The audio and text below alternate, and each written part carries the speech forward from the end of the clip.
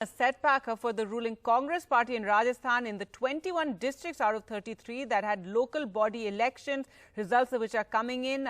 21 districts out of 33 voted for the Panchayat Samiti and Zila Parishad polls, but the Congress has taken a beating in areas that went to the polls, and the BJP will dominate 13 out of 21 in the Panchayat Samitis or block level boards of the 222 that saw voting in 4 phases. The BJP has the upper hand in 93. The Congress in 81.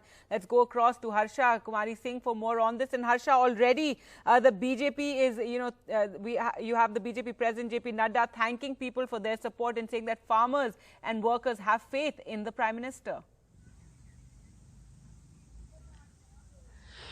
Well, political parties are, of course, very good at these kind of statements. But, if you see, really, the Rajasthan farmers have not really actually taken part in the protest, because farming in Rajasthan is completely different. So, if you want to join it to the farmers' protest, very small, marginal farmers, they don't really go into big amounts of contract farming. So, I think the geography of where the farm protest is coming from is also interesting to understand.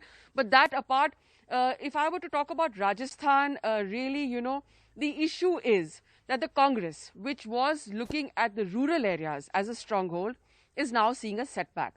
Now, why is that happening? Because it did well in the urban local body polls. In fact, out of 6 corporations, they managed to make their mayor in 4. So that was good for the Congress, which so far is considered a rural kind of party with a rural stronghold. But, the kind of erosion in the rural vote base is definitely something it should worry about. A big reason is perhaps the infighting between Ashok Gehlot and Sachin Parikh, because remember, Sachin was not just Deputy Chief Minister, he was also the Congress President.